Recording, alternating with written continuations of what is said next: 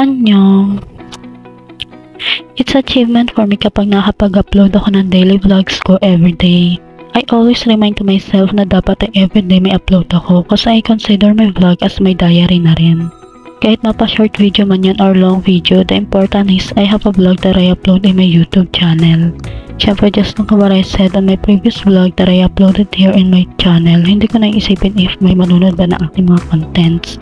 Basta i-enjoy it na lang. So far, masaya pa naman ako sa ginagawa ko and nalilibang ako sa pag-edit ng aking vlog. Stress reliever ko ng paggawa ng contents.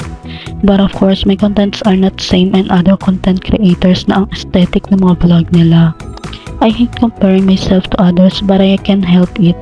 I admit na hindi ko maiwasang ikumpara ang sarili ko ang content ko sa iba, lalo na sa mga napapanood kong vloggers. But there's some of thoughts na laging papasok sa isip ko kapag napanghihinaan ako ng loob or something like na nafe-feel ko na parang tinatamad na akong ipagpatuloy ito. Kapag feeling ko ay nadadown na ako, pumapasok na bigla sa isip ko yung question na bakit ko nga ba ito naisipang gawin and para saan nga ba ito pagbablog ko.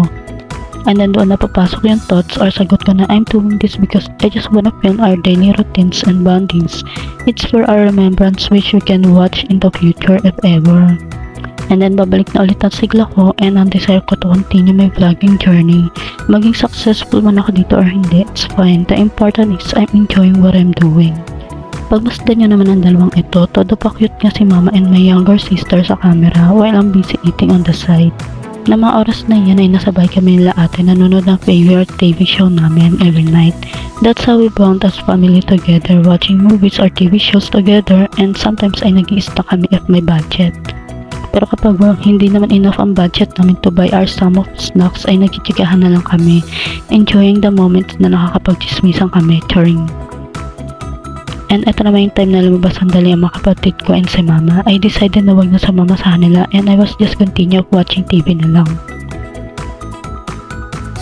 Yung cellphone na gamit ko ay cellphone niya ni mama. Iniwan niya sa akin dahil ayaw niyang dalhin. Kaya ayan, ginamit ko and naki-open ako na aking FB saglit. And ang ginagamit ko kasi to film video is yung cellphone ko. Wala naman ako ibang camera na maggamit but only my phone lang.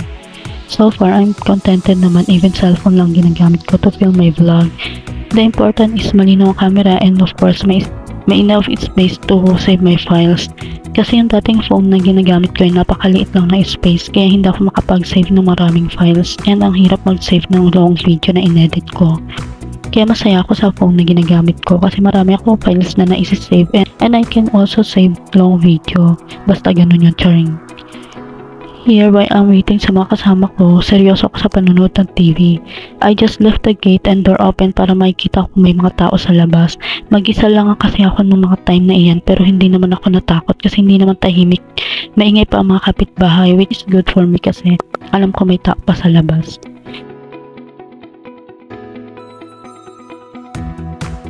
Ayan, yung alagang pusa ni ate, si Kitten.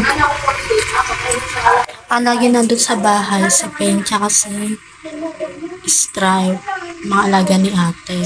Si Kitten to. She's Kitten. And ayun si Pete. Dami alagang pusa na ni ate. Yung iba namatay na. Wala na.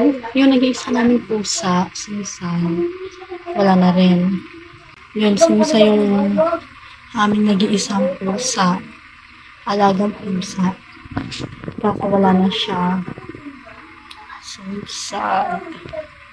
Annyeong, Kitten. Annyeong sa'yo, Kitten.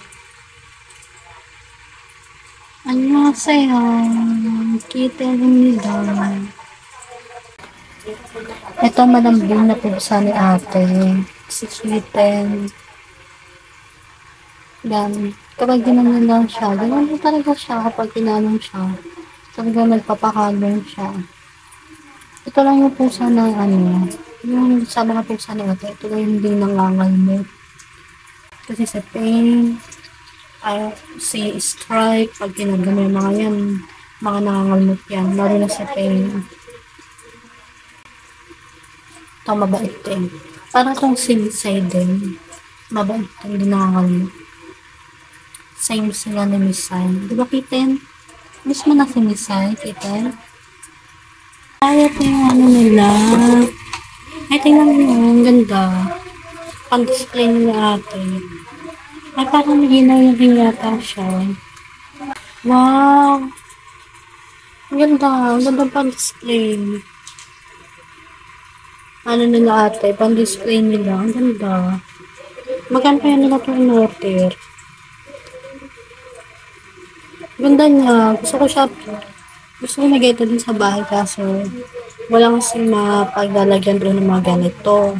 Kasi yung mga patungan namin doon, madalas inaanohan ng mga buksa. Kapag ipinapunta doon sa may patungan doon, malamang sisipain lang pa ng buksa. Parang ganda niya.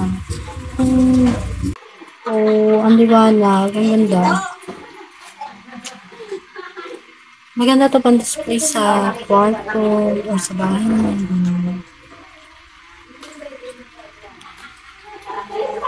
Ganda niya. Wala pa lang ito nakita. And ayan na nga guys, dumating na mga kasama ko. We had a little bit more of chikahan muna bago kami umuwi nila mama. Kasi maghugas pa ako ng plates. And that's all for today. God bless us everyone.